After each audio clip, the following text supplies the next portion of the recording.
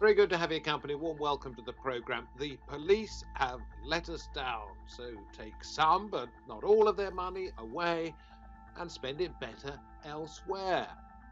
That's the argument from those who want to defund forces, and it's an argument that's growing louder. This is Roundtable.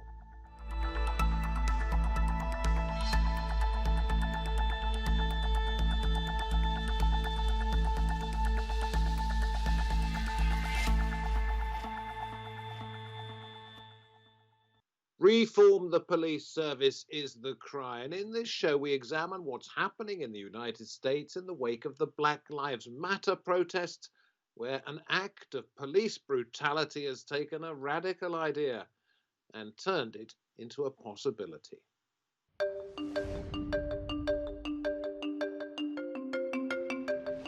More and more of the slogan, defund the police. Defund the police, but what does that mean? To defund police departments. Defund the police, once considered radical, has now become a rallying cry. The killing of George Floyd sparked nationwide and international protests demanding an end to police brutality. Part of that campaign is a call to cut the budgets of local law enforcement agencies and instead invest the money on addressing poverty, mental health, and addiction problems. Many US cities spend as much as 40% of their budgets on policing. New York spends $6 billion a year. That's more than the city spends on health, homelessness, and youth services combined. From 1977 to 2017, US state and local government spending on police increased from $42 billion to $115 billion. Some activists have gone further, demanding the abolition or disbanding of police to be replaced with community-led initiatives. And lawmakers are listening. In a historic move in June, the Minneapolis City Council pledged to disband the city's police department and replace it with a new system of public safety. To end policing as we know it. Critics argue that budget cuts will make cities less safe, whilst defunding advocates say the often highly militarized response to demonstrations has provided further evidence that police cause harm.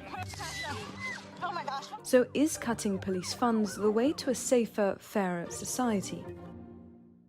I'm pleased to say we can now welcome from Washington, D.C., Dr. Andre M. Perry, author of Know Your Price, Valuing Black Lives and Property in America's Black Cities. We say hello to, in Los Angeles, Akili, director of the Fannie Lou Hamer Institute and organizer of the Black Lives Matter Los Angeles chapter, a proponent of defunding, and also from Los Angeles, Professor Erroll Southers, director of the Safe Communities Institute, among a host of other things, which also includes a CV with written on it, former FBI special agent and California cop. Great to have you all with us.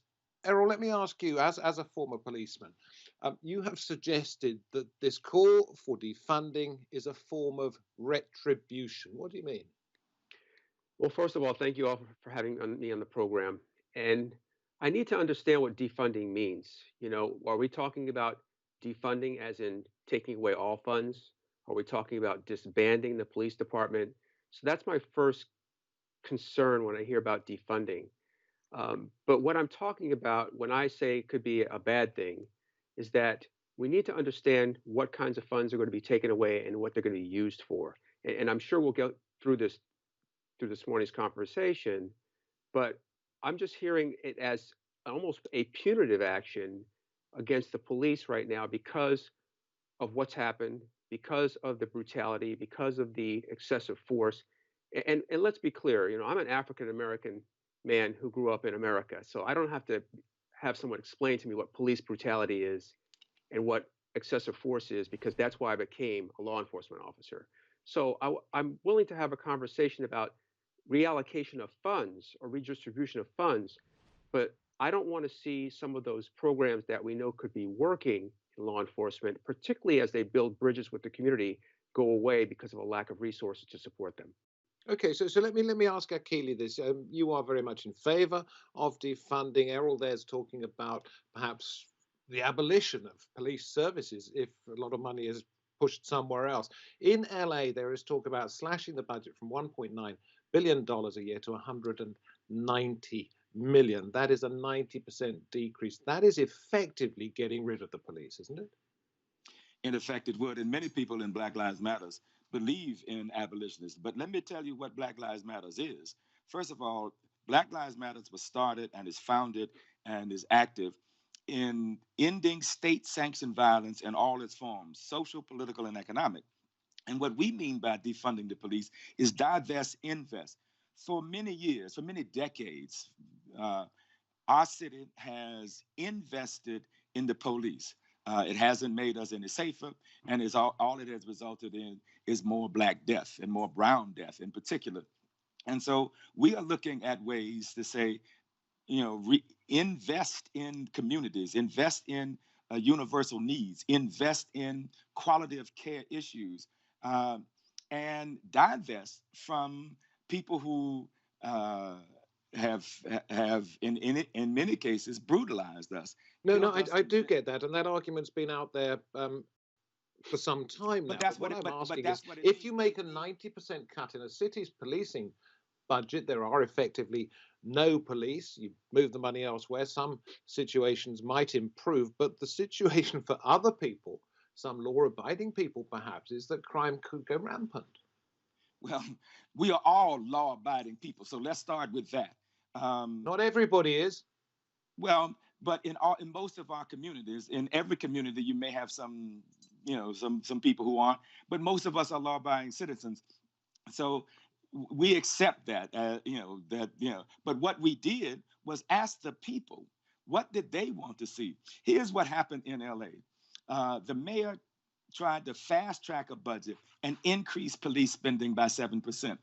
That enraged many of us, particularly given the fact that that this police department didn't deserve that. And so we resisted it. We went to the people. We've talked with and been in communication with over 24,000 people. And we asked them what they wanted. And what they wanted was more money for housing. What they wanted was more money for emergency services. What they wanted was more money for parks, recreation, and libraries. And Akili, I do understand all of that. I just want to move the conversation on to crime in particular. And I'll throw the same question that I put to you to Andre Perry. What happens to the ordinary law-abiding people of the United States if there are fewer police on the streets, perhaps to defend them? Well, in actuality, you actually might see an increase in economic mobility if those monies are placed in areas that accelerate or excite economic mobility. Remember, investing in police does not create the kind of economic lift for communities that they want. That would come in the forms of education, jobs, housing, and that's what's actually missing from Black communities. I mean, there's this white supremacist myth that states that the conditions of Black cities are a direct result of the people in them. But what we know from the research is that Black communities are constantly divested in. We're constantly defunding things like education, transportation, housing. And that money seemingly goes to... Again, I don't mean to be rude, but this is an argument we have heard time and again, and Akili put the same point. So my question once again is, what happens if career criminals know that there aren't the police out there to catch them? Let's find out. Let's find out. Okay. Because too often this society has focused on the culture of racism, fear, and punishment. And what you are doing is playing into the fear and punishment element. What we have been talking about is reimagining public safety. And every time somebody like you always goes to the career criminal, always goes to the bad people are out there, it makes reimagining difficult. It makes it almost impossible to have a conversation about how things could be different. It makes it almost impossible. It makes it almost impossible for us to say, let's talk about community services. Let's talk about, because somebody like you will raise the question about career criminals. And when you raise that question, what you really are talking about is Black people. And so let's see what it I can assure you I'm not. I can assure you I'm not, but I understand your anger. But let me put this one because to we hear this all Erroll, the if I may. time, man. We hear Yeah, this well, all it's the no time. surprise. It's a question a lot of We people hear would like good, to have decent answered. white Erroll, let people me put this point to always you. say that if what's going to happen to the career criminal, and what they are really talking about is black people. And we're saying, but let's that's your assumption. reimagine policing. Let's bring Erroll in because it's a conversation for all of us, this one. And I'm going to quote you something from Rausch and Ray, which sort of backs up what we're hearing from Akili and from Andre. He's from Brookings Institution, and he wrote that a study using 60 years of data found that an increase in funding for police did not significantly relate to a decrease in crime. Throwing more police on the street to solve a structural problem is one of the reasons why people are protesting on the streets. Defunding may be more beneficial for reducing crime and police violence. We've heard what they have to say on this subject. Our other two guests, what do you say? Well, again, I'd like to just, and I appreciate Andre's comments because he's talking about data, and data should inform these decisions. So as we talk about defunding the police and taking certain allocations away, I think there should be a peer-reviewed assessment of the department to determine what they need. They should have a zero-based budget. And so with all due respect to the fact that more police don't reduce crime, let's take those funds and put them into those services. I am a strong proponent of triage policing, if that could ever be reimagined. I don't know what that would look like, but I'm sure my guests would agree that the vast majority of calls that police get don't require a use of force, don't require a stranger with a weapon to show up. However, the problem is we live in a 911 culture in America. The police get called for everything. They get called for those incidents where they have to perhaps use force. And they get called for the barking dog next door. So that we really have to change the culture in society, but more importantly, to their points, we need to change the culture in policing, the culture we have of this warrior mentality. And many people join policing not for a sense of service, but a sense of adventure. Those are the wrong kinds of people in policing. And I want to start at the top. Police chiefs are selected by mayors and city councils. They sometimes select the person who takes the best interview instead of the best person to be chief. When they select those chiefs need to be accountable. And when departments don't behave, when departments abuse people and brutalize people, those chiefs should be fired, those officers should be fired, and we should, again, get rid of that culture that's rooted in policing, which again is the reason I became a police officer. So you want to see some kind of reform. You don't want to see total defunding, but some funds moved elsewhere. And I want to bring up something that you've said earlier. I read an article of yours. You said you've seen positive impact of police programs and outreach in supporting strong, safe communities. But isn't that the argument here, that those communities that both Akili and Andre to some extent and yourself are talking about are not at this moment at all strong or safe? So let me talk about this. One of the problems that policing has in America is quite often those departments don't reflect the communities they serve. You find officers that very rarely, if ever, live in those communities. They're largely white. They're policing communities of color. Programs like the Police Activities League, the Cadet Program, the Explorer Program, those young people come in contact with law enforcement officers in a positive way, through education, through after-school programs, through sports. That's the next generation of cops. We don't attract those people, those black and brown kids from those neighborhoods, if all the contacts they have with law enforcement is negative, is punitive, and is criminal. And so I'm suggesting that let's look at a structure that continues to recruit and support young people from the communities they live in and want to serve in, so we can think about the next generation of appropriate people to serve in law enforcement. Okay, Akili, I'll come back to you in just a moment, but allow me to put a question to Andre here. Do you think it is coming? Because we're seeing what I mentioned about the suggestion in LA of cutting the budget by 90%. New York's Mayor Bill de Blasio has been asked to cut $1 billion off their $6 billion budget. Minneapolis, where this all started on this occasion, is defunding to some extent. Is it a movement sweeping across the country? Oh, absolutely. You're seeing municipalities respond to the calls to defund the police in many different cities. But what this is doing is really raising the attention that taxpayers, Black people, are not getting their return on their tax-paying dollars. I mean, aside from the murders of innocent people, Only 38% of all murders are cleared. 66% of rapes are cleared. 70% are only 70%, I should say, uncleared. 70% of robberies uncleared. 47% of aggravated assaults go uncleared, not solved. So people are not getting a return on investment. And what people are saying, if I'm putting money into a system that's not only not working well, but it's also, it may end up me getting hurt. We're asking to move those monies into areas that make sense. And I also just want to say, clearly people want quality policing. The Derek Chauvin, the former officer, Minneapolis police officer that kneeled in the back of the neck of George Floyd, deserves to be in jail for a long time, and we want to see that happen. The fastest way to build relationships with communities is to be effective, to have quality. And so we do want quality policing. It's just not happening. And if it's not happening, you need to move that money. And because the fastest way to get change in America is to move money. And you then see people and agencies respond to the needs of people. Okay, Akili, let me ask you this: if you don't, but let me have as raise many something police- before you ask me that. Oh yeah, Because please. what they are, what they are talking about is tinkering around the edges. The LA police have not changed because of enlightenment, because of a belief that they could do better. They've changed because of scandal and corruption and an outside force that made them change.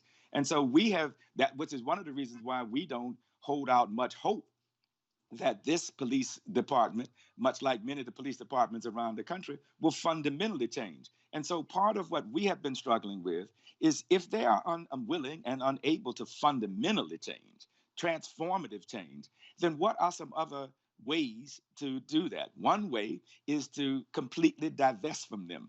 One way is to strictly control what they do, not give out tickets, not respond to a nonviolent scene, and really constrict what they do. So part of what many of us are working toward, like I said, many of us in Black Lives Matter believe in abolition. And we hear this all the time. One of our key leaders, Melina Abdullah, talks about the history of the police in America, and that they grow out of the slave catching institutions. You can't reform chattel slavery. So what makes you think you can reform the institutions that spawned it? And so part of what our struggle is here, part of what we are looking at is, how do we look at our communities, and because we see what's happening in other communities that are not over policed, that don't have police on every corner, they are considered safe. We have to be seen in the same light. And that means can I ask you this? I just want to throw external conditions. Please ask me your question. I do want to throw something out there. I did want to throw something out there, and I'll get into the direct quote from Bill Barr, Attorney General, in just a moment. But let me put this to you, Akili, and then I'll read it out and go to Erroll. He believes that there could be vigilantism if there are fewer numbers of police officers on the street. And while you maintain that most of the people that you know are law-abiding, there will be those who are worried that they're coming into contact with some who are not, and they could take the law into their own hands, and that would not be good for anybody, would it?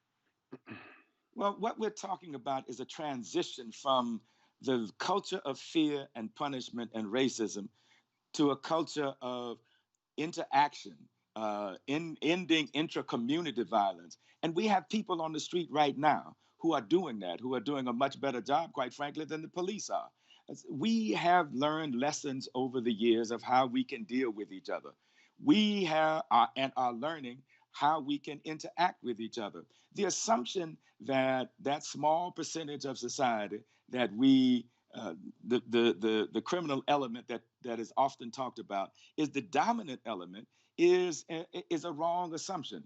And I want to... Okay, so if the police don't deal with it, how do you? Well, here's an example. We have prevention and intervention people in our community who put their lives on the line, and they tell you about this a lot. They intervene in intra-community violence. Because they have that, they built that relationship, and that relationship is not built on fear and punishment. That relationship is built on I came from, I understand, and I'm with you relationships. One of our guests talked about the fact that most of the police don't live in these communities. They come in, and as a consequence, and they come in with a warrior mentality, and us against them kind of mentality. And they are a paramilitary organization. And when they go into these communities, they don't go in as community relations. They go in to control and suppress. I'm going to go to Erroll Southers on this one and give the full quote from Bill Barr, the Attorney General. He said, "The police chiefs, the rank and file, understand the need for change, and there has been great change. I think defunding the police, holding the entire police structure responsible for the actions of certain officers is wrong, and I think it is dangerous to demonize police." He says there has been change, and this would demonize the police. So let me, first of all, agree with Akili on one point. And by the way, I want to be crystal clear. I do not agree with Barr or this Department of Justice. To Akili's point, most police departments don't reform without lawsuits filed against them in the way of consent decrees. The Los Angeles Police Department only started to reform when they were under consent decree and they got a new chief, and they started to inch forward. So I want to be clear about that. There were 14 consent decrees under the Obama administration's DOJ. There have been 0 under the Trump administration. They totally are absent because they don't believe in making police accountable for practice and pattern of abuse. The other thing I want to say is that we work with communities. Akil Bashir, who is in Los Angeles, and Akili, I'm sure you know him. He's on my faculty. I just saw him Sunday. Okay, Akil is on my faculty at the Safe Communities Institute. We believe in a whole of community approach to this, but I do want to say this. I have never taken anybody to jail for something they didn't do, and I've never met a victim who victimized themselves. Human beings are not very good at policing themselves. Policing needs to be done differently, but we're left to police ourselves. It hasn't been very effective through time, and I haven't seen any empirical studies that suggest that societies that police themselves are very good at it. So if we can move that way, in a way that we can actually do that in some kind of theoretical concept, I'd love to put myself out of business. But unfortunately, that's not the reality of the societies that we live in the world. Andre, why do you think police forces were invented in the first place? To try and keep society safe, one hopes, or was it a means of state control? And if so, what would society look like without police? I would challenge the question that it's still rooted in this notion that we want some form of police that looks like it does today. What we're saying is there needs to be a new modality of public safety offered, because right now the institutions of criminal justice, there's too much anti-Black sentiment in there. Policing is okay. So perhaps too difficult to define. Akili, we're coming very much towards the end of the program. Probably got about a minute left. What would a society with very few cops on the street look like? Well, for Black people, one of the things that would immediately for happen everybody. But I'm talking about Black people right now. But the first thing that would happen is I wouldn't have to continue to have a conversation with my 20-year-old and my 17-year-old about what to do if stopped by the police. That would be the first thing, because the police wouldn't be stopping people for broken taillights and out of date tags. So that would be the first thing. The other thing that's connected to that would be a cultural shift, that we would not see police as invaders and controllers in our community. We would see them as people who live, work, and have relationships in our community. And these are things that we need to at least try. One of your consistent messages has been that somehow or another we need this restraining force, that we need this overarching and in our case bloated relationship to make sure that we stay in line. And we want to look at it from a different point of view. We want to look at public safety from starting with, I don't have to have that conversation with my children anymore. Starting with the fact that I don't that I don't have to feel nervous every time the police get behind me. Starting with the fact that police are accountable, responsible, and there are consequences to their behavior. Let's start with some of that, and then let's transition down the road to how we create the kind of environments we want to live in. Well, I think they weren't exactly messages from me, Akili. I can assure you of that. They were questions designed to get answers from you. Quick final word. But it's that same. No, for a quick final word from a constantly former have to deal policeman. with. I'm going to Erroll Southers here. We have about 20 seconds left. Is it going to happen? I think it's going to happen because of the reasons that our other two guests have stated. You're pulling at the purse strings, and the communities are tired of hearing that police need more training. Black folks get killed. Police need more training. Black folks get killed. We're going to take your money away. Oh, now you have our attention. And so I do think it's going to happen, because when you start talking about fiscal cuts, you get change and you get people's attention, and maybe this will move the needle. Listen, thank you very, very much indeed. It's great to have a program where everybody wants to speak their mind. It is very much appreciated here on Roundtable, and we appreciate the fact that you have taken the trouble to watch. We hope to have you with us next time. Until then, goodbye.